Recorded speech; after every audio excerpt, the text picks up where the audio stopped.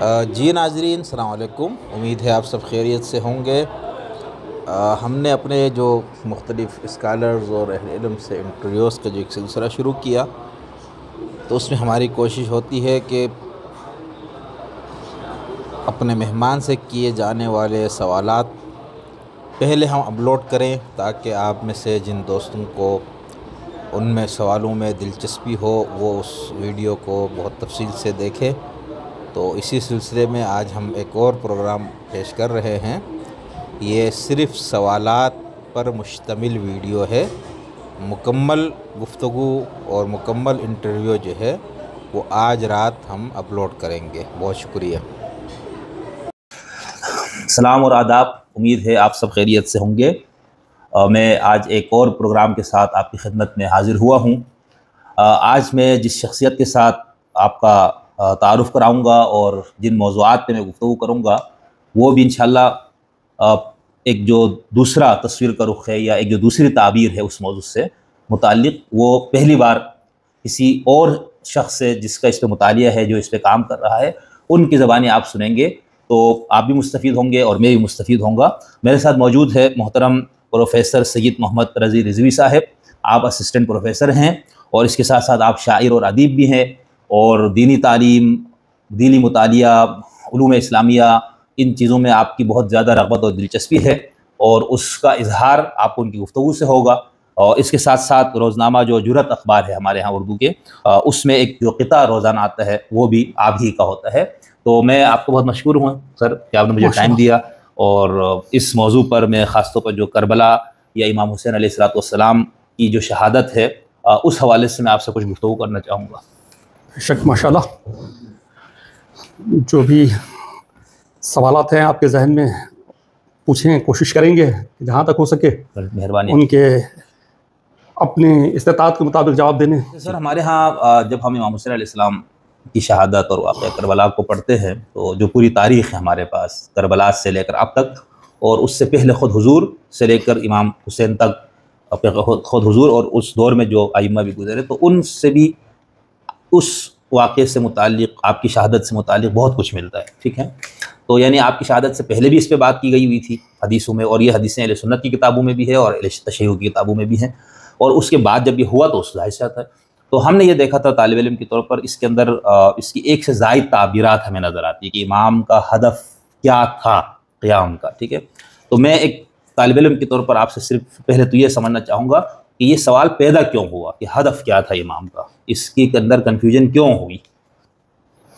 صاحب اس میں یہ نا کہ یعنی ہم نے جو اہداف پڑھے، کئی 12، کئی 13، کئی کچھ نے 20 تک بھی گنا دیا، لیکن ان سب کو جمع کرے تو 2 سے 3 بنیادی نظریات یا بنیادی اہداف میں وہ متعین ہو جاتے۔ تو جو سب سے زیادہ مشہور 2 اہداف یا جو تعبیرات کی گئی، اس میں سے ایک نظریہ شہادت ہے اور ایک نظریہ اقامت حکومت اسلامیہ۔ تو پہلے تو میں آپ سے چاہوں گا کہ آپ یہ دونوں تھوڑا ہمارے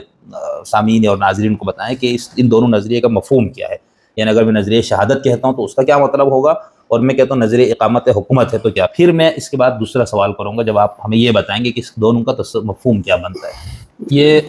میں آپ کی بات کاٹ رہا ہوں، گزشتہ دنوں وہ ہمارے آغا شرف الدین صاحب، انہوں نے اس پہ پہلے کتاب لکھی تھی تفسیر سیاسی قیام امام حسین، اور پھر تو میں نے ان سے کہا بھائی ابھی آپ کا کیا نقطۂ نظر ہے، میری ان سے ملاقات، تو انہوں نے کہا بھائی یہ والی بات کر دی انہوں نے۔ اچھا، میں نے کہا یہ بات میں نے پہلے نہیں سنی، اب یہ آپ دوسرے شخص جن سے میں سنا کتابیں، حالانکہ میں نے طالب علم تو کوشش کی عربی اور اردو وغیرہ میں جو اس پہ مواد میرا، تو یہ والی بات اس طرح نہیں۔ مسئلہ یہ ہے نا کہ بات پوری ہو گئی، ہاں اچھا، اس میں ایک مسئلہ ہے نا، اب جیسے ہم جب اس سے بات کرتے ہیں نا ہدف پہ قیام امام حسین فلاں، تو کچھ ہمارے دوست بلکہ علماء بھی اب امام حسین سے پوچھو، یہ بات عام طور پر کی جاتی ہے۔ تو اس کو میں 2 طرح سے دیکھتا ہوں نا بھائی، ایک تو یہ نا، اب جیسے کوئی کہے اللہ میاں کیا چاہتا تھا، ہم کہ قرآن سے پوچھو، تو بھائی قرآن میں تو الفاظ لکھے ہوئے نا، اس کی تفسیر فہم میں اختلاف ہوگا، اس کو ہم معصومین سے لیں گے، پیغمبر سے لیں گے، وہ فہم جہاں سے، یا اصحاب سے لیں گے، یا خود اجتہاد کریں گے۔ تو اس طرح سے امام حسین کے ساتھ بھی، تو کیا یہ جو آپ جو چیز بتا رہے ہیں، اور یہ میں نے آپ سے کہا کہ یہ آپ نے بہت صراحت سے اس بات کو بیان کہ میں نے یہ کہیں پڑھی بات نہیں ہے اس طرح سے، تو کیا خود آپ یہ امام کے اپنے خطبات سے، ان کی گفتگو سے اخذ کر رہے ہیں، یا آپ اس پورے سچویشن سے بھی اخذ کر رہا ہوں میں؟ اچھا، ہمارے لوگ یہ کہتے ہیں امام حسین نے کہا کہ میں امر بالمعروف کے لیے جا رہا ہوں، اصلاح امت کے لیے جا رہا ہوں، فلانا، یہ جو سارے آپ کے خطبات سے لیتے ہیں، تو امام نے اس طرح سے 2 ٹوک کہا ہے کہ چونکہ یزید نے ہر صورت میں مجھے قتل کرنا ہے، یا اس موجودہ رجیم یا اس پہ حکومت نے، تو میں یہ چاہ رہا ہوں کہ میں جا کے پبلکلی یعنی مقابلہ کروں، اور رہتی دنیا تک انسانیت کو دکھاؤں. کچھ چیزیں ایسے کچھ چیزیں اب اس پہ نظریہ شہادت کے حوالے سے تو آپ نے بتایا کہ محض اس کو ماننے سے کیا مسائل پیدا ہوتے ہیں اور کیوں اس کو ہم نہیں تسلیم کر رہے. پھر آپ نے یہ فرمایا کہ چونکہ امام حسین کو شہید کرنا ہی تھا تو آپ نے یہ چاہا کہ اس جگہ جا کر شہادت ہی وہاں. ہاں مطلب دشمن نہیں چھپنے پائے, بس دشمن کو مطلب ایک ظاہر کر دیں آپ, ہے نا. جی اچھا, اس میں اور کچھ آپ ایڈ کرنا چاہ رہے ہیں اہداف کے حوالے سے؟ پھر میں اقامت حکومت والے پہ میرا سوال آئے گا. بقول یعنی تاریخ کے وہاں کامیابی ملی جس بندے نے آفر کی اس میں کامیابی ملی, اقتصادی قوت اور اتنے لوگ تھے, اتنا اس کے پاس تیاری تھی کہ وقت کی حکومت کو کم سے کم وہ کیا. بالکل تو امام ہاں مطلب اگر یہ کہ ٹھہرتے تو وہ اپنی حکومت بنانے میں سمجھ میں آتا ہے کہ کچھ نہ کچھ تو کامیاب ہوتے ہیں نا. ٹھیک, تو آپ یہ کہہ رہے ہیں کہ اس لیے امام حسین کے حوالے سے یہ کہنا کہ وہ حکومت اسلامی کو حقیقی معنوں میں جو اس کی روح ہے اس میں قائم کرنے کی غرض سے آپ نہیں گئے تھے کوفہ. دوبارہ سوال کو دہرائیے گا. یعنی ہمارے جب ہم اقامت حکومت کو ہدف بناتے امام حسین کا تو اس میں ہم یہی کہتے ہیں نا کہ کیونکہ اسلامی حکومت کے اس کرسی پر یزید جیسا شخص بیٹھا ہوا تھا اور وہ کسی طرح سے نہیں ہو سکتا کہ وہ مسلمانوں کا حکمران وہ ہو, تو امام حسین اس کو ہٹا کر اپنی حکومت بنانے کے لیے جا رہے تھے. یعنی حکومت اسلامی یا حکومت کے قیام کے لیے جانے کا مقصد یہ. تو آپ یہ فرما رہے کہ یہ ہدف نہیں ہے. اس میں قبلہ وہ یہ کہتے ہیں نا کہ وہ ممکن یوں نظر آ رہا تھا کہ امام حسین کو بڑے بڑے قبائل کے سرداروں کی طرف سے ہزاروں خطوط آئے اور ان کو یہ یقین دلایا گیا کہ ہم آپ کے ساتھ ہیں, اور پھر امام حسین نے اس کو چیک کرنے کے لیے مسلم کو پہلے بھیجا. تو وہی کہتے ہیں ممکن تھا, اور یہ جس سے ہم نجف آبادی صاحب شہید جاوید والے کو پڑھتے ہیں یا بعد میں تو سبھی نظریے پہ آ گئے کہ بھائی چونکہ خطوط آئے تھے فلانا ہوا تھا. تو اچھا اس میں جو اہل تشیع کے ہیں جو علم امام کا ایک مسئلہ وہ بھی مسئلہ آتا ہے وہاں پر کہ بھائی کیا امام کو نہیں پتہ تھی خطوط سارے لکھ رہے جھوٹ بول رہے. تو جو آپ یہ فرما رہے ہیں کہ ممکن نہیں تھا, تو جو لوگ اس کو ہدف حکومت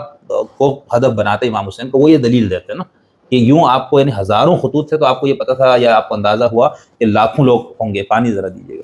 تو اس وجہ سے ہو گیا. تو یعنی کامیابی کا امکان تو موجود نہیں ہے یہاں پر. اگر ہم یہ دیکھیں کہ امام حسین ان خطوط کو پڑھ کے یا ان کی دعوت سے وہاں جا رہے ہیں, نہیں حصول کے لیے کہاں, حصول کہاں ہوا, حصول تو نہیں آئے, لوگوں کے کہنے پر آپ اسی کے حصول کے لیے آئے, لیکن موقع پہ وہ لوگ نہیں آئے جنہوں نے آپ کو یہ سارا وعدہ دیا تھا یا آپ کو بلایا تھا. تو امام نے کہا نہیں بھائی میں تو آپ اس کو کر کے مطلب اپنی جان دے دوں گا, کامیابی کا تو آپ امکان نہیں ہے. وہ یہ کہیں گے نہیں پر بات کرو, کمنٹس کر رہا ہوں کہ بھائی آپ جس کے تضادات آپ دکھا رہے ہیں. ہاں کہ مطلب یہ کہ ابھی تو میں بات ہی نہیں کر رہا اس پر کہ جواب کیا ہے کہ مطلب یہ اسی سے متعلق ہے وہ سوال. وہ یہ کہ کیا آپ امام کے علم غیب کو مانتے ہیں؟ ہاں بالکل مانتے ہیں. ٹھیک ہے, اور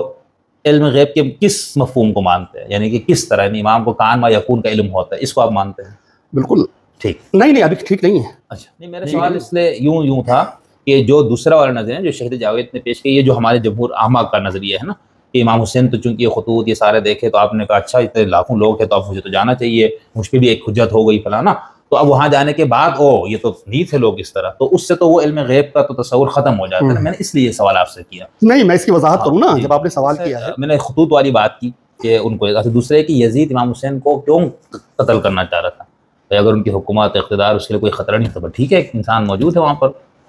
اس کا خطرہ تھا نا یزید کو, وہی بندہ تحریک چلا رہے اور کوفے کے سارے لوگ اس کو اپنے لیڈر مان کے میرے تختے کو الٹ. ایسا نہیں, یہ دلیل نہیں بنتی کہ امام حسین اس سے پہلے ہی یزید کے لیے اس مفہوم میں حکومت کے لیے خطرہ بنا ہوا تھا. نہیں, حکومت کے لیے خطرہ امام حسین علیہ السلام. آپ یہ فرمانا کہ یزید نے یا اس کو امام حسین کو انہوں نے قتل کرنا ہی تھا. کیوں؟ یعنی دیکھنے میں تو دیکھا نا, خود مکے میں بھی آپ کی کوئی اس طرح سے حکومت کے قیام اور میں وہ کروں گا اس حوالے سے کوئی تحریک آپ نے نہیں اٹھائی, اور مدینے میں بھی نہیں اٹھائی. پھر بعد میں جب کوفہ سے اتنے خطوط آئے تو پھر آپ نے قدم اٹھایا نا. تو مجھے جو حکومت کے قیام کو ماننے والوں کو ایک دلیل یہ بھی دیتے کہ دیکھا نا امام حسین نے چونکہ حکومت کو باطل سمجھتے تو اور آپ اپنے آپ کو حقدار سمجھتے تھے, چلو وہ تو ہم یوں کہیں گے کہ جتنے ائمہ تھے وہ حقدار تو وہی تھے, باقی لوگوں نے ان سے لے لیا. لیکن اس کے بعد جیسے خود امام علی کو ہم دیکھتے ہیں نا, وہ جو پورے عرصے میں آپ کی طرف سے اس طرح سے کوئی اقدام نہیں ہے, ٹھیک ہے, آپ نے مسلمانوں کے اندر وحدت کے لیے کہا, جو بھی اس کے آپ توجیحات دے دے وہاں پر امام علی ٹھیک ٹیم کے ساتھ ان کا وہ مسئلہ نہیں رہا.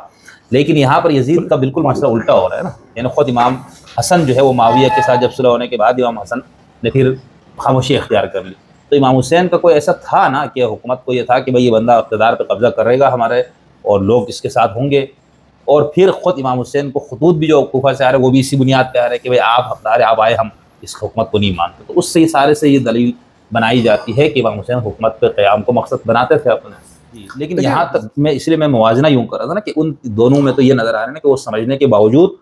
وقت کے حکمرانوں نے یہ نہیں سوچا یار یہ تو بہت ہی زیادہ ہمارے اقتدار کے خطروں کا تھا, ہم اس کو اڑائی دیں. لیکن امام حسین کے لیے ایسے کیوں بنا؟ اقامت حکومت کے لیے دلیل ایک یہ بھی دی جاتی ہے کہ امام حسین نے بار بار کہا کہ میں امر بالمعروف کے لیے جا رہا ہوں، اور امر بالمعروف نہی عن المنکر کا جو اصطلاح ہے، اس کو جب ہم فقہی اور کلامی تناظر میں استعمال کرتے ہیں تو یہ جو اس کا جو تیسرا جو درجہ ہے جس کے اندر آپ پاور کو استعمال کرتے ہو یا پاور کے حصول کے لیے آپ جدوجہد کرتے ہیں، تو اس سے بھی تو دلیل ملتی ہے کہ آپ حکومت ہی چاہتے تھے، اس کا قیام ہی چاہتے تھے اور اسی کے لیے آپ گئے۔ اس میں اگر ہم حکومت کے قیام کو ہدف کے طور پر لے لیتے ہیں تو اس میں صاحب نے ماشاء اللہ سے اتنی تو بات تھوڑی ہماری طویل ہوگی اور بہت اہم پوائنٹس آپ نے بتایا، لیکن میں چاہ رہا ہوں کہ ایک سمری کے طور پر بتائیں اس میں آپ کو بنیادی یعنی کیا مسئلہ ہے۔ بھائی امام کا حق ہے، خدا کی طرف سے وہ منصوص ہے، سب کچھ ہے، ان سے چھینا گیا تو وہ ٹھیک ہے، وہ اپنے حق کے لیے وہ کر رہے ہیں، ایک تو یہ۔ دوسرا یہ کہ اس وقت ہمارے ہاں دنیا تشیع میں خاص طور پر اسی ایک نظریے کو ہی غلبہ کیوں ہوا پڑا ہے پھر؟ یہ دو میرے سوال۔ یہ اس موضوع پہ آپ ایک کتاب لکھ رہے ہیں میرے خیال سے، جی تو اس اب کربلا کی واقعی ہے، اس پہ ہزارہ کتابیں سب، تو ماشاء اللہ سے آپ پہ کافی پچھلی چیزوں کو اپنے سامنے رکھتے ہوئے نصوص اور امام کے خطبات یہ سب، تو اب جو آپ نے کام کیا ماشاء اللہ سے، اور ہم تو بہت شدت سے منتظر ہے کہ کب یہ آپ کا جو ہے نا ہمارے سامنے یہ کام آئے گا، تو اس کے ایک دو انفرادی کچھ ایسی چیزیں آپ بتائیں نا کہ آپ کے کام کو آپ کیسے یہ کہیں گے کہ یہ ضرورت کیوں تھی، حالانکہ اس پوری گفتگو کا مقصد یہ تھا، اس سے تو ضرورت کا تو اچھی طرح اظہار ہو گیا، میں نے کہا چلو آخر میں ذرا اس کو ایک جو پڑھا اس میں یہی تھا نا کہ ان شیعوں میں اہل تشیع کے یہاں اس طرح سے نہیں ہے یہ بات، یعنی اس میں آپ فقہ کتابوں میں اس کا بحث ذکر نہیں ہے، کلام کی کتابوں میں امام کے قیام کا اس تناظر میں ذکر نہیں ہے، قدیم والی میں بات کر رہا ہوں۔ اسی طرح ہمارے پاس جو احادیث کی بھی آپ جو خاص طور پر اصول اربعہ لے لیں اس میں امام کا قیام اور اس کو اس حوالے سے نہیں، لیکن ہم جب زیدیہ کو اور اہل تسنن کو دیکھتے تو انہوں نے اس کو لیا، یعنی وہ یہ کہتے ہیں کہ یہ کہاں سے لے کے آئے، وہ یہ کہتے ہیں کہ ایک حکومت قائم ہے، اب وہ حکومت یہ کہاں سے لائے حکومت اسلامی؟ جی میں اسی بتا رہا ہوں، وہ یہ کہتے ہیں کہ حکومت موجود ہے، اگر وہ ظالم فاسق یا کفر بواح کے مرتکب ہو جائے تو اس حکومت کا تختہ الٹنا یا اس کو ختم کر کے حقیقی صحیح معنوں میں اسلامی نظام کو لانا یا حکومت کو قائم کرنا یہ مسلمانوں کو۔ اچھا یہاں پر ایک چیز لکھ لیں، یہ ہم بات کریں گے اس پہ، دو طرح کی حکومتیں ہیں جی، حکومتیں دو طرح کی ہیں، یہ مطلب یہ بھول جاؤں گا میں اس لیے کہہ رہا ہوں کہ اس کو لکھ لیں اور اس کو سوال کو پوچھیے گا بطور خاص۔ ٹھیک ہے، اچھا بہت اہم پوائنٹ کی طرح اشارہ کر رہی ہے جو آپ ہم ہماری تمام باتیں اہم ہیں، ہماری تمام باتیں اہم ہیں اور خاص ہیں بہت خاص۔ یہ دیکھیں نا مسئلہ یہ ہے کہ یہ والی بات ہے نا آج کے دور میں یہ بالکل ہی نقطہ غائب ہو چکا ہے، میں اس لیے کہہ رہا ہوں۔ ہاں دیکھیں اب مسئلہ یہ آ رہا ہے طور پر تو یہ باتیں سمجھ میں آ رہی ہے، اور اصولی طور پہ ہی تو ہم بات کر رہے ہیں نا، کسی گروہ کو فرد کو جی کچھ طبقے کو کیسے حق حاصل کہ خدا کے نام پہ وہ ہم پہ حکومت کرے، کیسے؟ بہت اہم بات ہے، کسی بھی جو علمی کام جو تحقیقی آپ کی کتاب ہے، ایک تو ہم اس کا شدت سے انتظار کریں گے، اس میں آپ نے ان ساری چیزوں کو بہت اہم تفصیل سے اور بادلائل بیان کیے ہوں گے، اور دوسرا ہم پھر کسی دن آپ کی خدمت میں حاضر ہوں گے مزید اس پہ، یعنی آج مجھے یہ خود بہت سی چیزیں مجھے کلیئر ہوئی، اور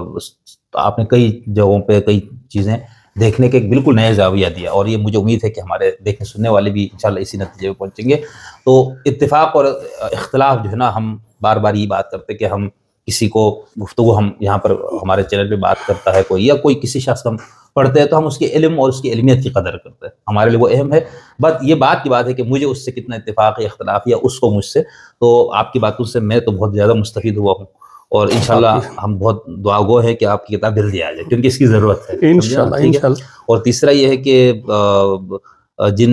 خاص طور پر جو ہمارے ہاں جو زیادہ بات شہادت پہ اور حکومت وغیرہ پہ ہو رہی تھی، تو میری یہ خواہش تھی کہ ایک تو یہ تھوڑا کلیئر ہو جائے، اور دوسرا یہ کہ کیونکہ میں نے آپ ایک مرتبہ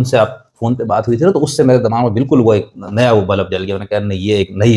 نئی تو نہیں ہے، ظاہر سی ساری چیزیں وہ آپ نے وہ کی، لیکن جس ماحول میں ہم رہ رہے ہیں نئے طرح سے رکھنا ہے ان کو سجا کے نئے طریقے سے رکھنا، اور جس طرح ہمارے معاشرے اور ماحول میں جس طرح سے دوسرا ایک یا ہدف کو بہت زیادہ بنیادی اور اساسی بنا کے پیش کر دیا گیا نا کہ ایک عام آدمی اس کے دماغ میں کوئی اور چیز نہیں آتی، تو اس حوالے سے میرے لیے بہت اہم تھی، تو میں آپ کو بہت مشکور ممنون ہوں کہ آپ نے مجھے اتنا ٹائم دیا، ماشاءاللہ، اور آپ اس توانائیوں میں اور اضافہ کرے، ماشاءاللہ بڑا اچھا کام کر رہے ہیں ماشاءاللہ، جو آپ کے بلاگ وغیرہ ہم دیکھتے ہیں نا تو اس سے بڑا استفادہ ہوتا ہے، بہت ساری باتیں جو مختلف لوگ جو یعنی گم کر دیے گئے ہیں وہ بھی سامنے آ جاتے ہیں، ان کے خیالات بھی سامنے آ جاتے ہیں، بہت اچھی بات ہے۔ مہربانی سر، بس یہ آپ ماشاءاللہ اتنے پڑھے لکھے اتنے عالم دانشور پروفیسر ہیں آپ ماشاءاللہ سے، آپ کو پورا ایک درس و تدریس اور ان چیزوں سے، تو اس شخص کی طرف سے طالب علم کے لیے اگر یہ آپ نے 2 جملے ادا کیے تو یہ میرے لیے تو بہت زیادہ ہے، تو میں آپ کے لیے دعا گو ہوں، اللہ تعالیٰ آپ کو صحت اور عافیت دے، تندرستی دے، مزید جو آپ اپنا علمی فکری کام کر رہے ہیں اللہ تعالیٰ اس میں آپ کی توفیقات میں اضافہ ہو رہا ہے، بہت شکریہ، تھینک یو، ماشاءاللہ۔